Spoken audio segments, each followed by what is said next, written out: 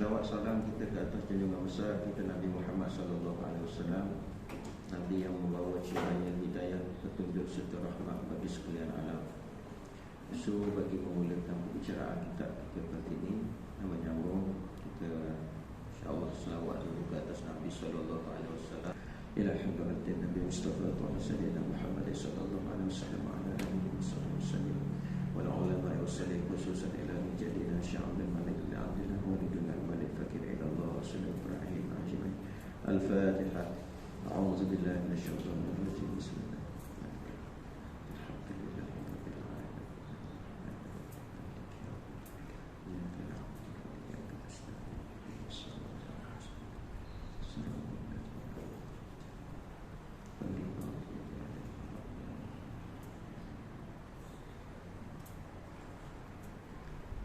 Qala mu'allifu asy-syekhuna waliduna al-malik fakir ila Allah wa nafa'ana bihi wa bi'ulumihi fid dharain amin ya rabbal alamin. Fasal yang ke-19. Penjelasan kemuliaan Muhammad sallallahu alaihi wasallam. Sesungguhnya Allah Subhanahu wa taala telah memutuskan Nabi Muhammad sallallahu alaihi wasallam sebagai rahmat sekalian alam dan hadiah kepada orang-orang beriman. Allah Subhanahu wa taala berfirman, "Wa ma arsalnaka illa rahmatan lil alamin." Tidak kami mengutuskan engkau wahai Muhammad melainkan untuk menjadi rahmat bagi sekalian alam. Surah Anbiya ayat 107. Sabda Rasulullah sallallahu alaihi wasallam, "Innama ana rahmatun muhdah." Innama ana rahmatun muhdah. Maksudnya sesungguhnya aku adalah rahmat yang dihadiahkan. yakni daripada hadis riwayat Imam Ad-Darimi, Imam Al-Baihaqi dan Syu'ab Al-Imam, Imam Ibn Sa'ad, Imam Hakim dan Khatib Tirmizi dan Mishkah Al-Masabih, hadis 5800 daripada Sayyidina Abu Hurairah. Hadis yang ke-5800 dalam kitab Mishkah Al-Masabih. Firman Allah Subhanahu wa ta'ala lagi, A'udzu billahi minasyaitonir rajim. Laqad manna Allahu 'alal mu'minina idh ba'atha fihim rasulan min anfusihim yatlu 'alaihim ayatihi wa yuzakkihim wa yu'allimuhumul kitaba wal hikmah wa in kanu min qablu lafi dhalalin mubin. Sesungguhnya Allah telah mengurniakan, yakni rahmatnya, kepada orang-orang yang beriman setelah dia mengutuskan dalam kalangan mereka seorang rasul daripada bangsa mereka sendiri yang membacakan kepada mereka ayat-ayat Allah, yakni kandungan Al-Quran, yang membuktikan keesaan Allah dan kekuasaannya dan membersihkan mereka, yakni daripada i'tiqad yang sesat, serta mengajar mereka kitab Allah, yakni Al-Quran, dan hikmah, yakni pengetahuan yang mendalam mengenai hukum hakam syariat. Dan sesungguhnya mereka sebelum kedatangan Nabi Muhammad itu adalah dalam kesesatan yang nyata. Surah Ali Imran ayat 164. Sesungguhnya Allah Subhanahu wa ta'ala telah mengkhususkan hadiah istimewa kepada sekalian orang beriman kerana mereka mengenal hakikat nikmat risalah Muhammadiyah. Di samping itu Allah Subhanahu wa ta'ala telah mengutuskan baginda sallallahu alaihi wasallam kepada sekalian manusia. Firman Allah Subhanahu wa ta'ala, "Wa ma arsalnaka illa kaffatan lin-nas basyiran wa nadhiran walakinna aktsaran nas la ya'lamun." Dan tiadalah kami mengutusmu, yakni wahai Muhammad, melainkan untuk umat manusia seluruhnya sebagai rasul pembawa berita gembira, yakni kepada orang-orang yang beriman, dan pemberi amaran, yakni kepada orang-orang yang ingkar. Akan tetapi kebanyakan manusia tidak mengetahui, yakni hakikat itu. Surah Sabat ayat 28. Qul ya ayyuhan nas inni Rasulullah ilaikum jami'an. Katakanlah, yakni wahai Muhammad, wahai sekalian manusia, sesungguhnya aku adalah pesuruh Allah kepada kamu semuanya. Surah Al-A'raf ayat 158. Sekalian ulama telah bersepakat bahawa baginda sallallahu alaihi wasallam adalah makhluk yang paling mulia secara mutlak. Dalil-dalil yang menjelaskan kemuliaan ini sangat banyak. Antaranya ialah terujuk di dalam Jala' al-Afham fi Syarah Aqidatul Awwam halaman 78. Baginda sallallahu alaihi wasallam adalah paling afdal daripada sekalian alam. Allah berfirman, "Wa ma arsalnaka illa rahmatan lil alamin." Dan tiadalah kami mengutuskan engkau, yakni wahai Muhammad, melainkan untuk menjadi rahmat bagi sekalian alam. Surah Al-Anbiya ayat 107. Oleh kerana Nabi Muhammad sallallahu alaihi wasallam diutuskan sebagai rahmat sekalian alam, sudah pasti baginda adalah paling afdal daripada sekalian alam.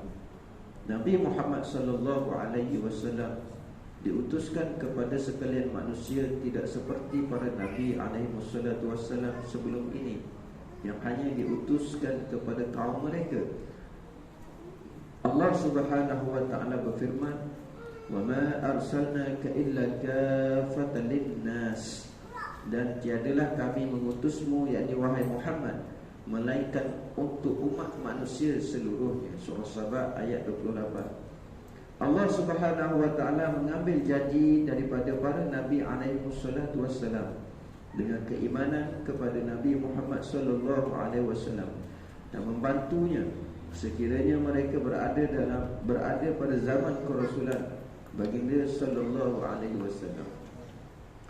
Wa idz akhadha Allahu mitsaqan nabiyyin wa idz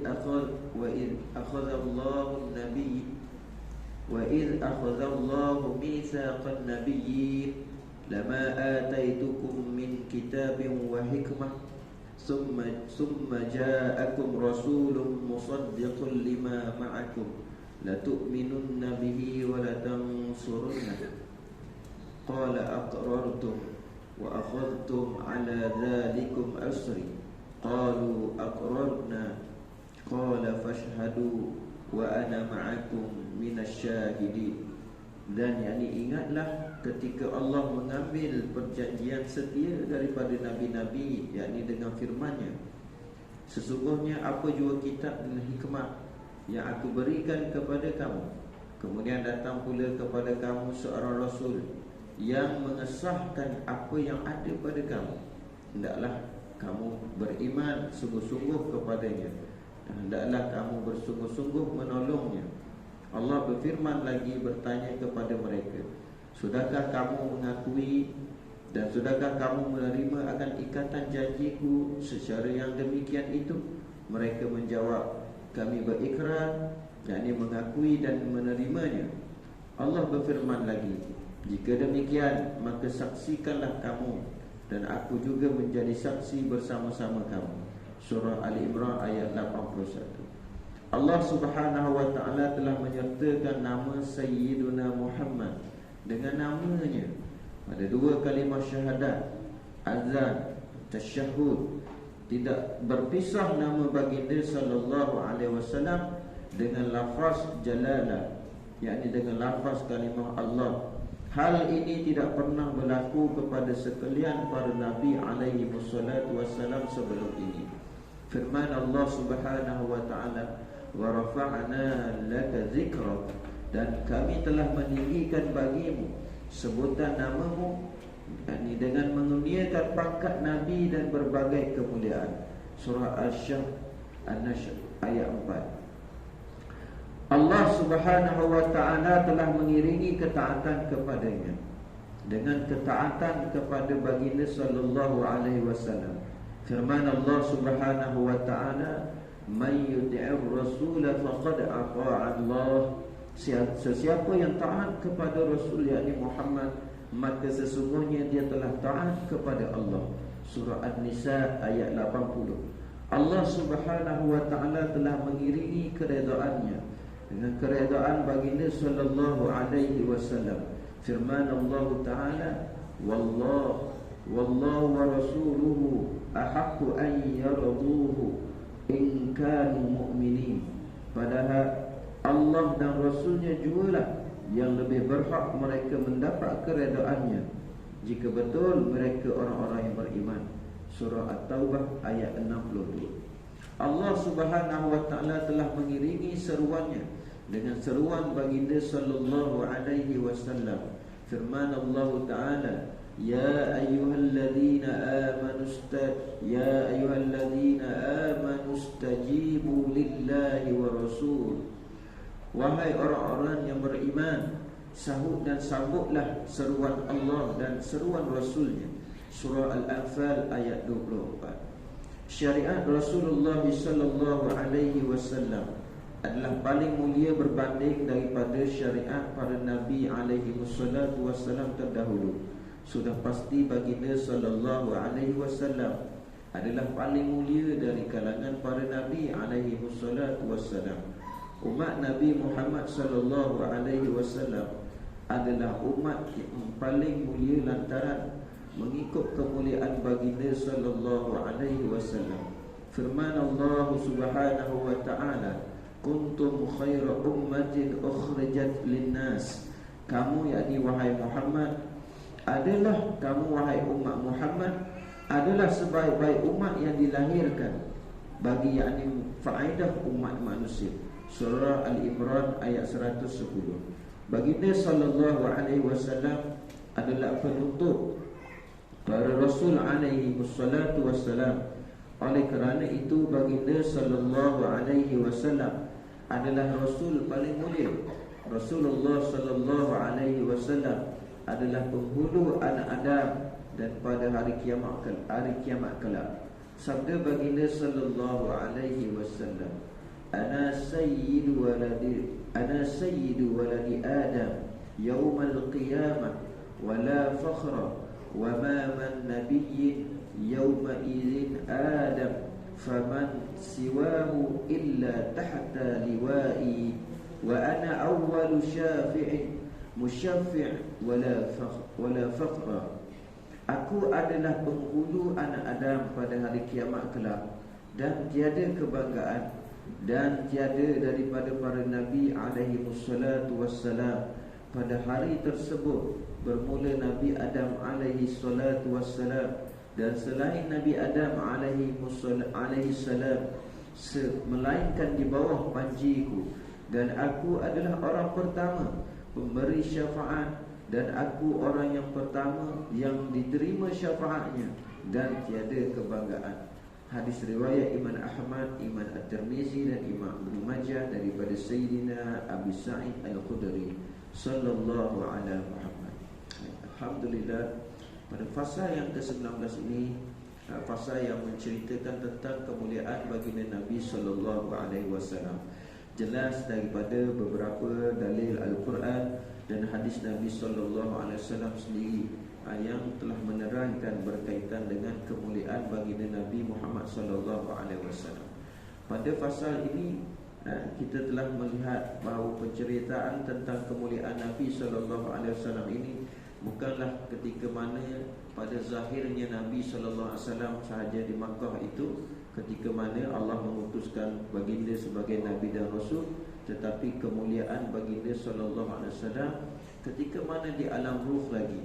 Jika kita melihat kembali pada tajuk-tajuk yang sebelumnya ke belakang itu, kita melihat bahawa kemuliaan baginda sallallahu alaihi wasallam yang merupakan adalah punca aslul wujud kepada sekalian wujud. Wa ma arsalnaka illa rahmatan lil alamin. Tidaklah kami mengutus engkau wahai Muhammad melainkan untuk menjadi rahmat bagi sekalian alam. Artinya sebelum alam ini wujud, Nabi sallallahu alaihi wasallam itu adalah terutama dan terlebih awal diwujudkan oleh Allah Taala. Kemudian kerana bersertanya alam itu, yakni dengan rahmat dia, dan alam ini suatu yang baharu, alam ini makhluk yang baharu. Permulaan yang Allah Taala cipta baharu itu makhluk ialah nur Nabi kita Muhammad sallallahu alaihi wasallam. Itu yang pertama yang kita harus fahami. Kemuliaan Nabi itu ialah Nabi itulah yang pertama-tama yang dicipta oleh Allah, yakni ruhani Nabi, ruh Nabi itu.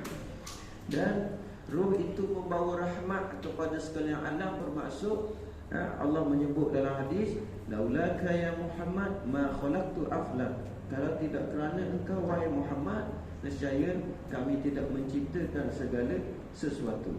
Jelas dalam beberapa hadis yang kita baca sebelum ini menceritakan bahawa Nabi SAW merupakan penyebab atau tujuan daripada penciptaan alam ini.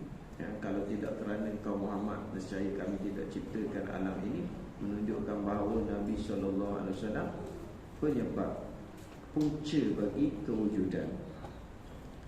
Kemudian lagi disebut oleh muallif syekh kita, datangkan dengan dalil yang berkaitan dengan bahawa Nabi SAW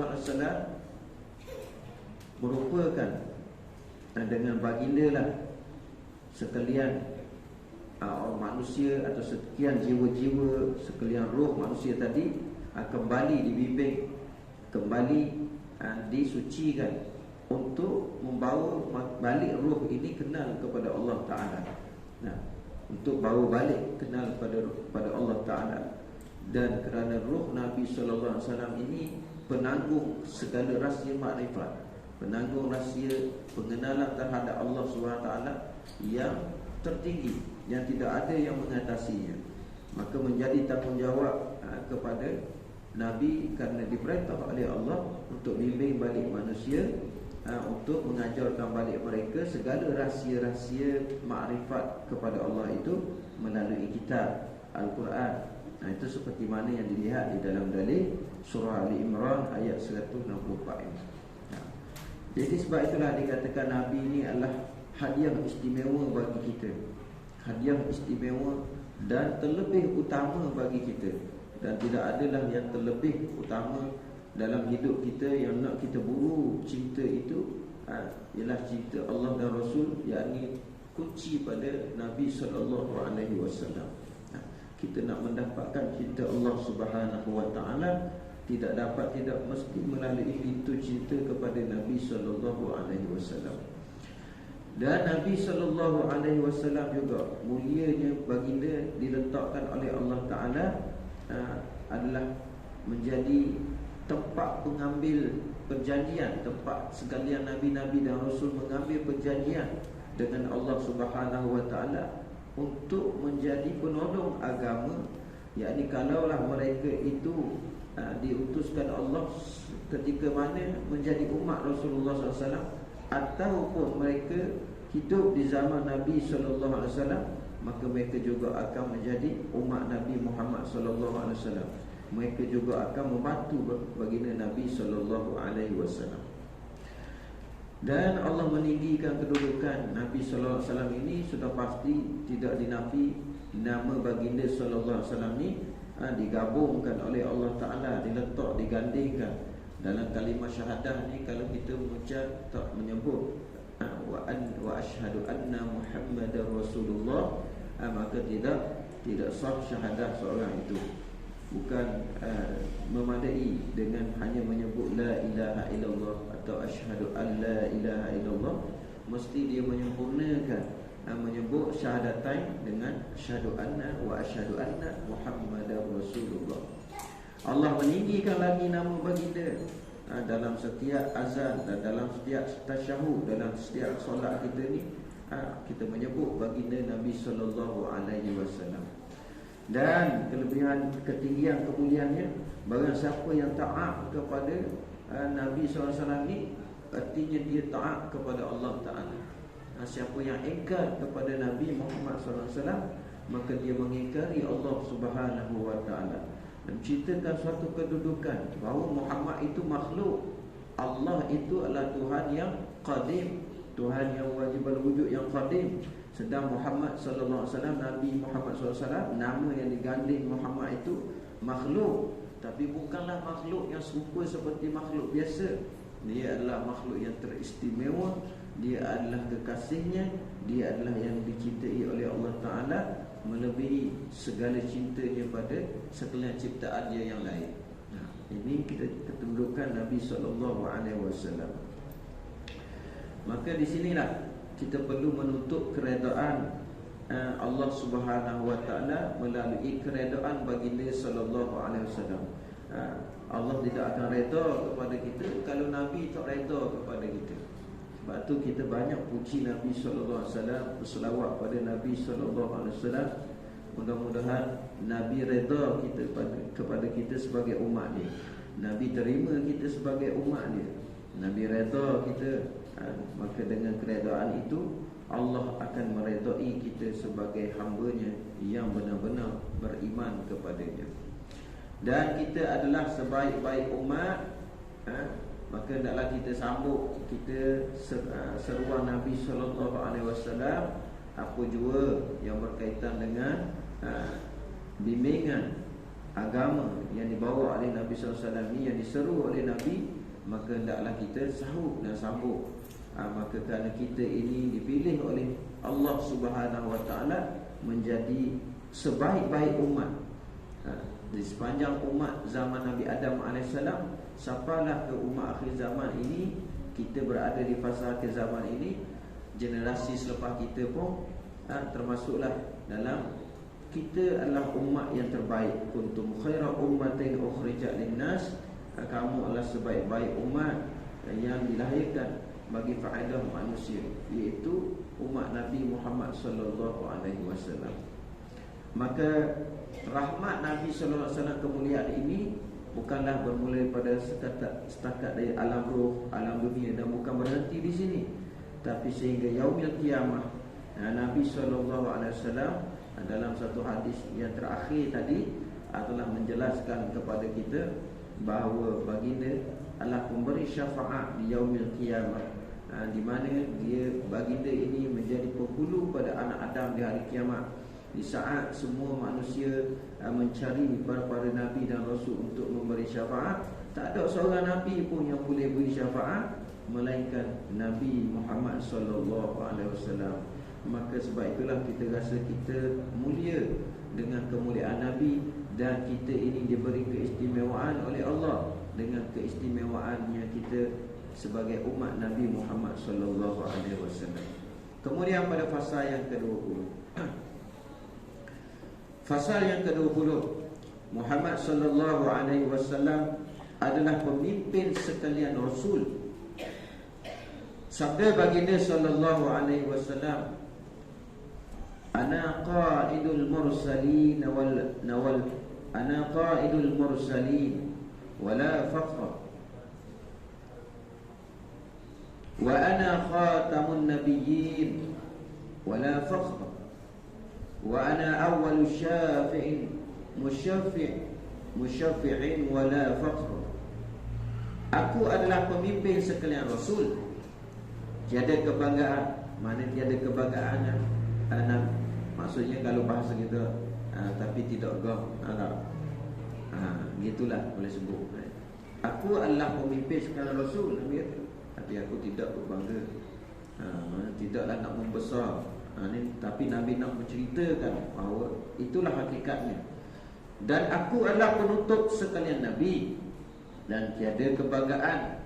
Dan aku adalah orang pertama yang memberi syafaat, dan orang pertama yang diterima syafaatnya, dan tiada kebanggaan. Hadis riwayat Imam Ad-Darimi dalam Sunan Ad-Darimi, hadis 49 daripada Sayyidina Jabir bin Abdullah. Begitu banyak kehebatan jika mahu dibicara tentang Nabi Muhammad sallallahu alaihi wasallam. Namun Muhammad tetap menunjukkan akhlak seorang hamba. Maksudnya di sini tiada kebanggaan. Nabi begitu rendah diri, begitu merendahkan diri dia, serendahnya sebagai seorang hamba. Berkata Imam Busiri rahimahullah ta'ala, yang wafat pada 695 Hijrah, dalam qasidah burdahnya yang masyhur itu, fa inna fadla rasulillahi laysa lahu haddun fa ya'rib anhu natiqun bifami. Maka sesungguhnya kelebihan Rasulullah sallallahu alaihi wasallam tiada had. hingga tiada dapat diungkapkan, yakni kelebihan baginda oleh penutur dengan lisan.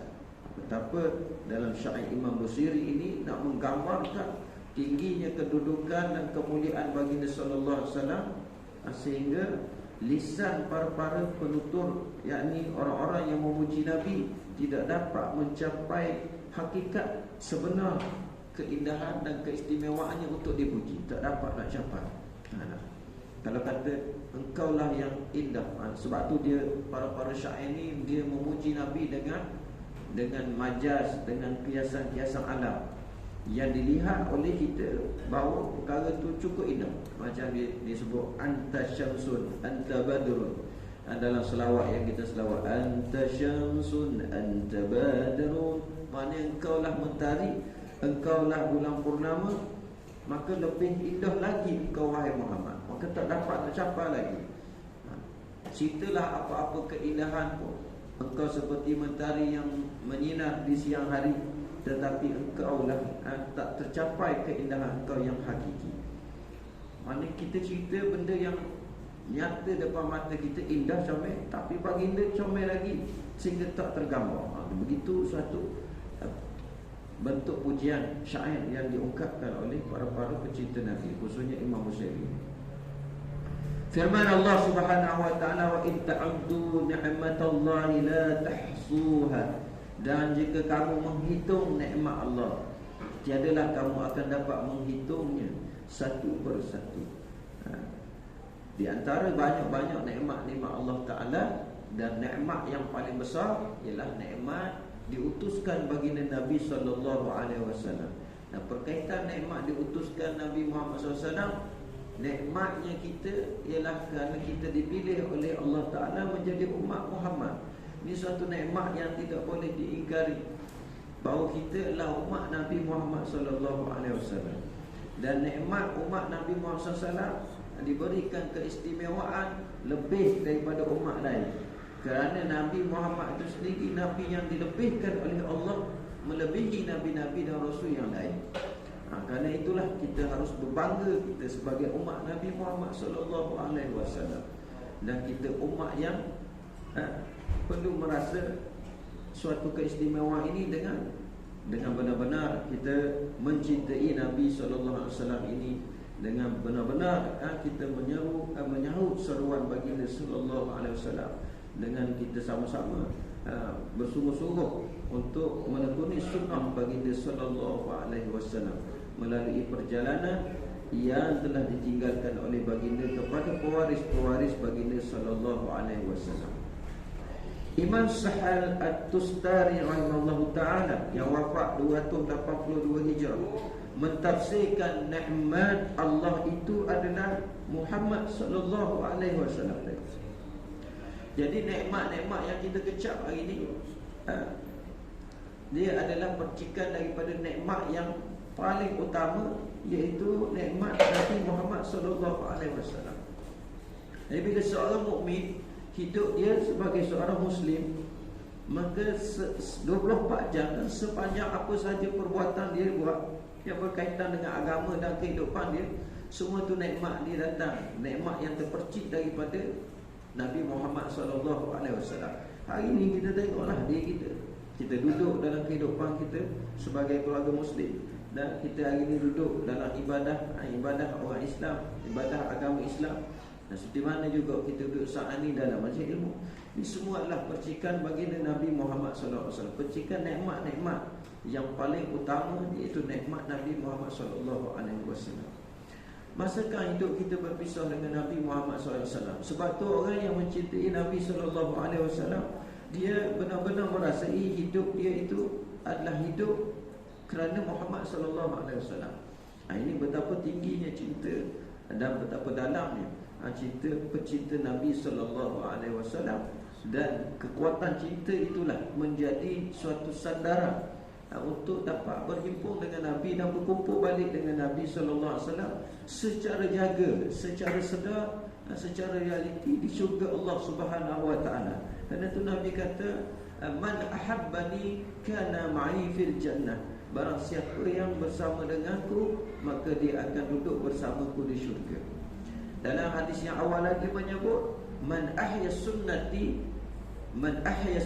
barang siapa yang menghidup sunnahku faqad ahabbani, dan dia adalah pencinta aku dan dia mencintai aku, kata Nabi. Dan barang siapa yang mencintaiku, man ahabbani kana ma'i fil jannah, dan barang siapa cinta dan kasih kepada aku, maka dia akan bersama aku di syurga. Maka cinta itu menjadi satu syarat dan cagaran yang disebut oleh Nabi untuk dapat kita berkumpul dengan baginda sallallahu alaihi wasallam. Jadi cinta itu di atas nikmat dan mensyukuri nikmat Allah Subhanahu wa taala, iaitu diri baginda sallallahu alaihi wasallam. Jadi kita tingkatkan lagi cinta kita kepada baginda dengan melalui amalan yang boleh menunjukkan cinta kepada baginda, iaitu selawat. Nanti akan dipanjangkan ulasan dia di dalam tajuk yang terakhir dalam kitab kita ini. Lalu baginda sallallahu alaihi wasallam adalah tauladan bagi manusia, menjadi hamba yang diredai dan dicintai Allah Subhanahu wa taala. Sebab tu Nabi kata barang siapa yang mencintaiku, dia akan dicintai oleh Allah. Kerana baginda adalah teladan, contoh. Itu tempat kita ikutan dan tempat rujukan untuk mendapat keredaan Allah Subhanahu wa taala. Nabi Muhammad sallallahu alaihi wasallam seorang yang banyak beribadat, sujud, tasbih dan melakukan kebaikan sesama insan, serta menentang segala kesyirikan dan kejahatan. Muhammad sallallahu alaihi wasallam mengajar dan menunjuk bagaimana cara bersuci, syahadah, solat, puasa, zakat, haji, zikir, tasbih, sedekah dan lain-lain. Muhammad sallallahu alaihi wasallam mengajar bagaimana cara memuliakan orang tua, wanita, suami, kanak-kanak, sahabat, kerabat, saudara Islam dan cinta sesama insan. Muhammad sallallahu alaihi wasallam mengajar kepimpinan, perniagaan, perubatan, diplomasi, pengurusan, ilmu perang, dakwah, tarbiyah dan lainnya. Segala-galanya ditunjukkan dan telah dicontohkan oleh baginda Nabi Muhammad sallallahu alaihi wasallam. Apabila seluruh kehidupan kita telah mengikut dan telah menjadikan contoh kepada Nabi sallallahu alaihi wasallam, mengikut contoh baginda Nabi sallallahu alaihi wasallam, maka nescaya di situlah kita akan mendapat cinta Allah Subhanahu wa taala, kerana kita dicintai oleh baginda sallallahu alaihi wasallam. Apa jua perkara yang berkaitan dengan kehidupan manusia, Muhammad sallallahu alaihi wasallam adalah tauladan terbaik untuk diikuti. Muhammad sallallahu alaihi wasallam adalah manusia agung dan cermin yang dipantulkan segala yang ditajalli sifat ketuhanan dan sifat kehambaan. Dan seperti mana dalam tajuk yang sebelum ini telah kita fahami bahawa pada diri Nabi SAW adanya cerminan ketuhanan dan adanya cerminan kehambaan. Maksud adanya gambaran yang dizahirkan oleh Nabi sebagai wajah hamba, sifat hamba, dan pada Nabi SAW adalah penerima pantulan segala tajalli ketuhanan yang rahsia yang tertinggi, dan baginda juga mencerminkan sifat-sifat ketuhanan, yakni yang dipantul oleh Allah, seperti sifat pemaaf, Allah Ta'ala, dan dipantulkan kepada Nabi. Dan tidak adalah makhluk yang paling pemaaf ialah baginda Nabi SAW. Dan Allah melimpahkan pantulan sifat Ar-Rahim, dan tidak adalah manusia yang paling mencintai manusia yang lain ialah Nabi SAW. Firman Allah Subhanahu wa ta'ala, laqad kana lakum fi rasulillahi uswatun hasanah liman kana yarjullaha wal yawmal akhir wa dzakarallaha katsiran. Demi sesungguhnya adalah bagi kamu pada diri Rasulullah sallallahu alaihi wasallam itu contoh ikutan yang baik iaitu bagi orang yang sentiasa mengharapkan yakni keredaan Allah dan balasan baik yakni hari akhirat, serta ia pula menyebut dan mengingati Allah sebanyak-banyak dalam masa susah dan senang. Surah Al-Ahzab ayat 21. Ini suatu dalil yang menerangkan secara jelas kepada kita bahawa Nabi SAW adalah contoh teladan yang terbaik untuk kita ikuti dan untuk kita mendapatkan redha Allah SWT. Sesiapa yang berharapkan mendapatkan syurga Allah, sesiapa yang mengharapkan kesudahan akhir kehidupannya yang baik, siapa yang mengharapkan perjalanan kehidupan yang baik dan dipermudah oleh Allah, siapa yang mengharapkan syurga Allah ini, maka jalan dia ialah mengikut Nabi SAW yang kita telah doakan, yang telah kita mohon kepada Allah sebanyak 17 kali satu hari, yang telah terkandung ayatnya di dalam suratul Fatihah. Ihdinas siratal mustaqim, ihdinas siratal mustaqim. Ya Allah, tunjukilah kami, tetapkanlah kami pada jalan Muhammad sallallahu alaihi wasallam yang telah kau contohkan ini, supaya kami dapat mencontoh akhlak baginda sallallahu alaihi wasallam. Nak minta Allah bimbing kita, minta Allah Ta'ala tunjuk kepada kita. Dan orang-orang yang mengharapkan redha Allah Ta'ala, Allah Ta'ala sebutkan antara salah satu sifat dia di akhir ayat ini, iaitu apa dia? Ialah dia pula menyebut dan mengingati Allah banyak-banyak. Sifat antara salah satu orang yang nak mencontohkan Nabi ialah orang yang banyak mengingati Allah, orang yang banyak zikrullah, orang yang banyak mengingat Allah dalam keadaan susah dan senang. Itu orang yang banyak mencontohkan akhlak Nabi, yang sabar di dalam kesusahan, yang syukur apabila diberikan oleh Allah dengan nikmat senang. Maka sentiasa ingat Allah. Zikrullah, zikir itu zikir yang mengingat di dalam hati, zikir yang mengingat di dalam jiwa dia, zikir yang mengingat di dalam rasanya, dan zikir yang mengingat di dalam pandangannya. Inilah orang-orang yang benar-benar menuntut dan mencari redha Allah Subhanahu wa taala. Mudah-mudahan kita tergolong dalam golongan orang-orang yang dikurniakan redha oleh Allah Ta'ala, dan orang-orang yang benar-benar dapat mencontohkan diri sebagai umat baginda dan pengikut baginda Nabi sallallahu alaihi wasallam, insya-Allah taala. Baik ibu kakak yang dirahmati Allah, sebelum kita nak melanjut kepada pasal yang ke-21,